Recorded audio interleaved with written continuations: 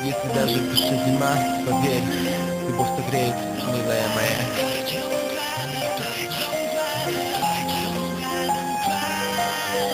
Baby, не плачь, все будет окей. Прошу ты мне поверь, не закрывай в твоем сердце дверь. Если даже терзает боль, если вы не вдвоем, не плачь, давно промокли небеса. Не плачь, если в душе горит огонь, мысли все о том, какая вы.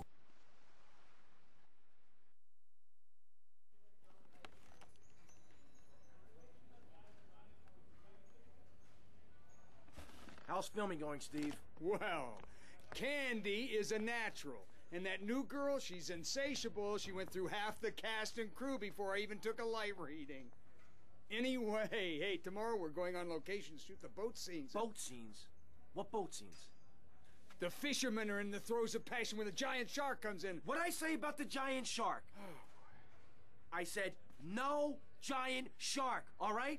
Just keep the cameras pointed at the poontang. Okay. Hey, Tommy, you guys gotta try, right? Get those flyers printed up?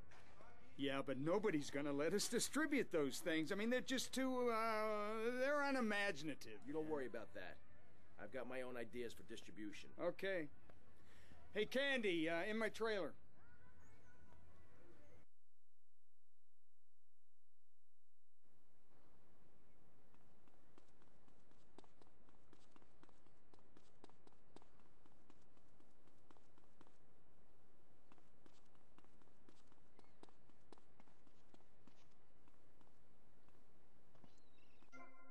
Have you seen an issue of National Geographics lately? People around the world are nude. You don't want to shoot a machine gun or a howitzer or a flamethrower if you're naked. It could burn or scald in quite a personal fashion, quite frankly.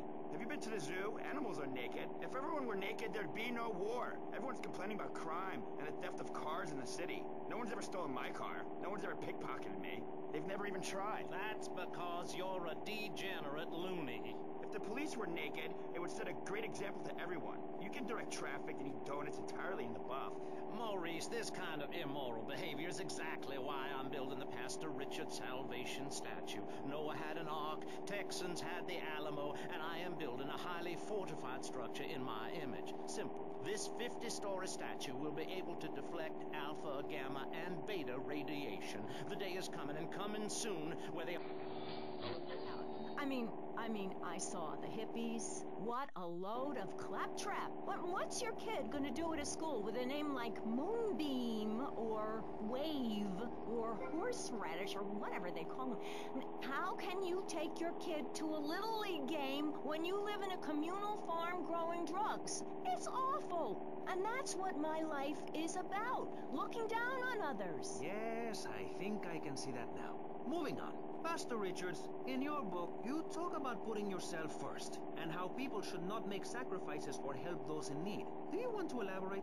Oh, that's right. People need to learn how to take care of themselves and not depend on others. If you read chapter 45 of my book, I talk about how being selfish is a virtue. The best thing you can do for someone that needs help is to tell them to help themselves. That builds moral character. Morality, Maurice. There's not much left in this city. Every time a culture has taken on the doctrine of helping your fellow man, we get thrown into the dark ages. Look at Russia. They keep trying to help each other out, extend a hand to a neighbor, and guess what? Every 10 years, someone's invading, burning down their homes, and taking their toilet paper. Napoleon, Stalin, Attila the Hun, all of them. After you read my book, you will understand. I may have been born in the sea, but I'm no dummy. Are we gonna talk about being naked? Yes, soon, Barry. Keep your hair on and calm down, please, my friend. Divorce rates are up. Standardized test scores are down. Vampire sightings at the mall. Can the family be saved? Or, to put it another way, if we're meant to be monogamous, why weren't we born already married? Jan, over to you. Well, since I'm a happily married mother, I know the family unit is the basis of all society. Now, even when my husband is working late or away on an extended business trip to Hawaii with his secretary, I understand just how important the family unit is in life. He's working hard so I can get another station wagon with even more wood on it. Go on. Tell me more about your family. Well, I like to compare it to nature. After all, it is one planet, even if we do just want to maim and kill each other, especially me. Now, look at sharks and sandworms. Oh, and one of my hobbies, besides making babies and criticizing people, is biology.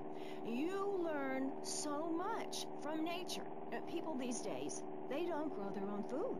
They can barely get out of their recliners and make it to the supermarket.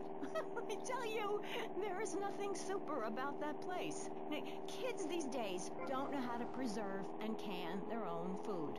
No wonder all they want to do is play video games or hang out with their friends. What is it, the Degeneratron? What a crock of shit. Hey, watch your language. This is radio. We have regulations about that sort of thing. But you let a naked man on. Yeah, he's behind the screen. You can't see him. It's not that exciting. Imagine a flabby guy with a ponytail and a nasty rash. You'll get the picture. Imagine one. I married one. Anyway, what was I saying? You were discussing the Degenatron, which I understand is a games machine. Then you swore. I'm sorry, it makes me so mad. I mean, what I heard my son, Patrick the Third, I heard him using slang words in the house the other day. Rad and cool and stick it. I mean, I beat him to within an inch of his life, and he will never make that mistake again. Americans should be spoken properly. What? No, don't interrupt me. I've got children, you know. Please. This is really important. It's about the family. Look. Nobody knows how to cook anymore. Nobody knows how to kill anymore. Nobody knows how to kill dinner. My daddy was a very wise man. Before that tractor pull accident, my daddy taught me how to slaughter a pig. That's very useful information. Oh, sure, I was a little nervous at first, but he put me in a room with a fork and a fat sow and told me he'd be back in an hour for some fat back and hog gels. As a mother, I'm proud to say I throttled the life out of that little piggy. I did it for my family, and I'll do it again.